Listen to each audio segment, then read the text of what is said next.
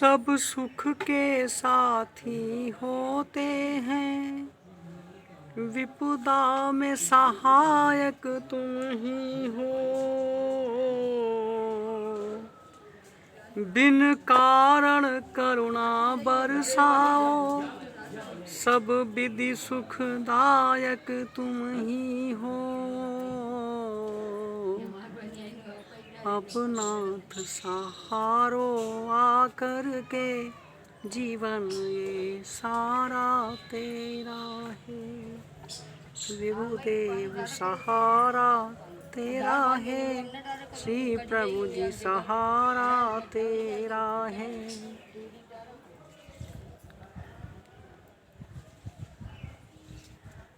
पंडित हरिराम जी की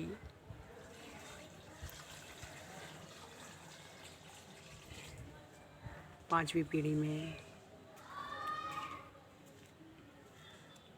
परम पूज्यवर श्री जहतराम जी हुए और कल की कथा में बताया था कि पुत्र रत्न की प्राप्ति का शुभ समाचार प्राप्त होते ही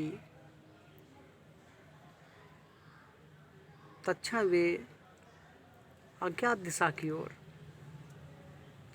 आत्मावलोकन करने के लिए चले गए। विरक्ति और संयम का संसार के सामने एक महत्तम उदाहरण देते हुए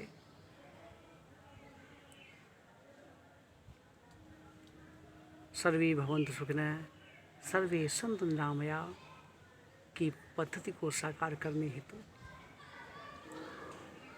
आत्मविश्लेषण के लिए चले गए।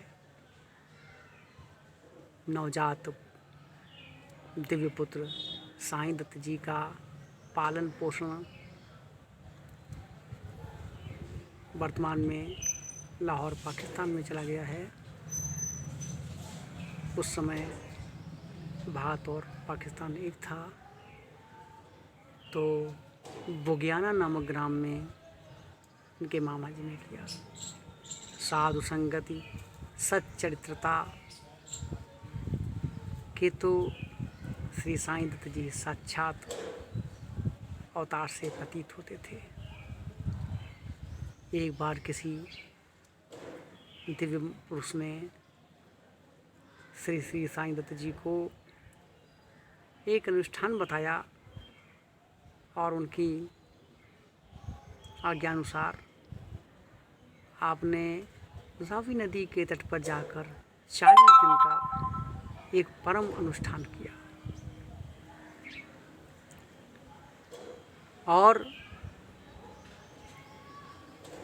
घर से बिना बताए आप चले गए।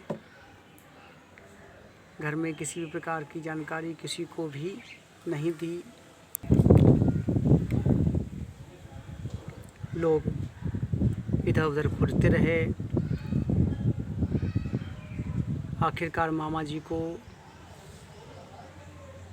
किसी व्यक्ति ने बताया कि आपके भांजे रावी नदी के तट पर एक पर्णकुटी में बैठ कर के तपस्यारत हैं। मामा जी वहाँ गए और आपको ज़बरदस्ती वहाँ से लेकर के आए। जिस उद्देश्य की प्राप्ति के लिए अनुष्ठान आप कर रहे थे, अभी उसका समय शेष था, किंतु आपको उसका सफल प्राप्त हुआ और उसी समय से आप एक परम सिद्ध हुए। एक बार संपूर्ण क्षेत्र में वर्षा नहीं हुई, चारों तरफ अकाल पड़ गया। अटारी में एक सरदार साहब ने वैष्ट यज्ञ करवाया, जिसमें आपको भी आमंत्रित किया गया। स्वाभिमान की आप प्रतिमूर्त थे। अपनी इच्छा से भले ही किसी के पास चले जाएं, किंतु किसी के बाध्य करने पर नहीं जाया करते थे। यज्ञ प्रारंभ हुआ, 3 दिन व्यतीत हो गए। आखिर चौथे दिन आपने विचार किया कि देखते हैं यज्ञ कैसे क्या चल रहा है। आखिरकार वहाँ पहुँचे तो देखते हैं कि सभी विद्वान यज्ञ लेके बैठे हुए हैं, किंतु जैसे ही उन्होंने आपको देखा, सभी विद्वानों ने साष्टांग आपको प्रणाम किया। चरण वंदन करने के उपरांत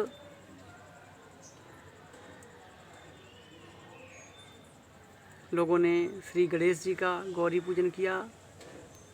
परंतु जो हवन के लिए समिधा जलाने लगे तो आपने अग्नि द्वारा समिधा जलाने से मना कर दिया और कहा कि यदि हमारे अग्नि स्थापन के मंत्रों में मंत्र के उच्चारण पर अग्नि प्रदीप्त करने की शक्ति नहीं है तो इस यज्ञ से वर्षा नहीं हो सकती। उच्च दिव्य स्वरों में आपने उच्चारण किया और स्वाहा कहने के साथ ही सामग्री को समिधा पर छोड़ा तो अग्नि प्रज्वलित हो उठी। तुरंत ही वर्षा होने लगी, घनघोर मूसलाधार वर्षा हुई, यहाँ तक कि यज्ञ करने में भी बाधक होने लगी। आपके घर में ही 2 दिव्य पुत्रों ने जन्म लिया, श्रीयुत सुखदयाल जी, स्वनाम धन्य श्री कन्हैयालाल जी।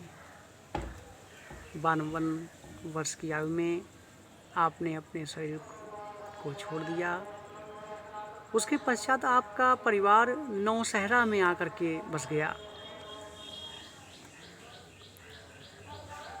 पंडित कन्हैयालाल जी उस समय के उच्च कोटि के विद्वान थे और श्री पंडित जी का व्यवसाय आजीवन वैदिक का रहा। सन 1848 में कार्तिक कृष्ण नवमी पर सोमवार के शुभ दिन आपके घर में परम ज्योतिष विज्ञानी, महात्मन, आत्मविज्ञानी श्री गंडाराम जी का जन्म हुआ। हम लोग कहते हैं ना, सुरपति नरपति पतित गति, श्री प्रभु जी गंडाराम जी के लाल। बारंबार उनके सीचन कमलों में प्रणाम है। मनुस्वरूप श्री गंडाराम जी जो कभी दशरथ के रूप में आए तो कभी वासुदेव के रूप में आए। पंडित गंडाराम जी का पालन पोषण, यज्ञोपवीत संस्कार आदि करते अत्यंत ही बड़े समारोह से संपन्न हुए। पंडित गंडाराम जी अपने ताऊ जी के सुपुत्रों के साथ नौशहरा के पास में ही भंडारा नामक एक गांव पड़ता है, तो वहाँ विद्याध्ययन के लिए जाया करते थे और नित्य प्रति तालाब में तैरने के लिए जाते। श्री पंडित जी अत्यंत बलवान, ओजस्वी और आभावान व्यक्ति जान पड़ते थे।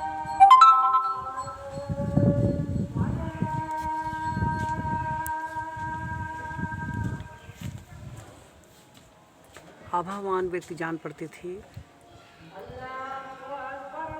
सहृदयता आपका आभूषण थी।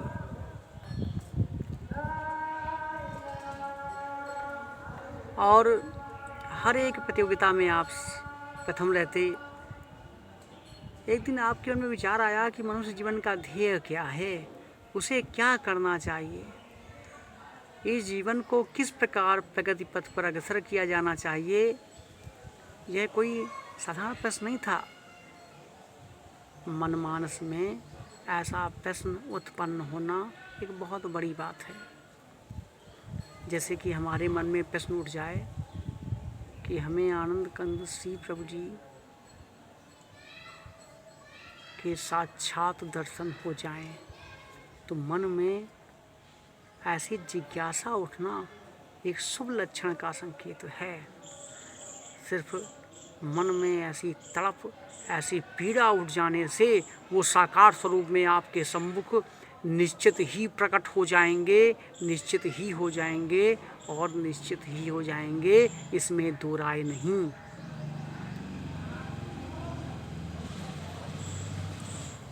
तो श्री श्री पंडित जी के मन में इस प्रकार के विचार आए और आपने विचार किया कि हम कहीं ना कहीं और जा कर के अवश्य कोई उपाय करें। सौभाग्यवश एक दिन आपके परम पूज्य पिताजी श्री कन्हैयालाल जी ने आपको कोटले का 1 रुपया देकर कहा कि तुम अमृतसर से विवाह पद्धति की एक पुस्तक खरीद लाओ। उनका आदेशानुसार आप वहाँ पहुँचे। उस समय आयु लगभग 21 या 22 वर्ष रही होगी। मन में संघर्ष चल रहा था। आखिरकार आपने निर्णय किया कि मुझे निश्चय ही किसी परम योग्य विद्वान के पास जाकर विद्याध्ययन करना चाहिए। उस समय पंजाब प्रांत के अमृतसर में प्रसिद्ध ज्योतिष विज्ञानी पंडित विष्णुदास जी रहा करते थे। दूर दूर से उनके पास लोग ज्योतिष का विज्ञान प्राप्त करने आते थे। बड़े सहृदयी महात्मा पुरुष थे। जब आपने जाकर के उनको प्रणाम किया, अपने मन की बात रखी, तो वह सुन कर के गदगद हो उठे और उन्होंने सर्वप्रथम आपकी कुंडली को देखा तो देख करके वह चकित से उठे। उनको भान हो गया कि यह वही व्यक्ति है, वही पुरुष है जिसके घर में स्वयं भगवान का अवतार होगा। अतः उन्होंने आपको ज्योतिष की विद्या को सिखाने के लिए आपका अनुरोध स्वीकार कर लिया और आप वहीं पर रह कर के ज्योतिष का विज्ञान प्राप्त करना प्रारंभ कर दिए। इसके आगे की कथा कल की कथा में आएगी। श्री प्रभु जी की कथा का प्रचार प्रसार करने का प्रयास करिए। अधिक से अधिक लोग इस कथा को श्रवण करें, मनन करें, चिंतन करें। जाकी रही भावना जैसी, प्रभु मूरत देखी तिन तैसी। जय श्री प्रभु जी की।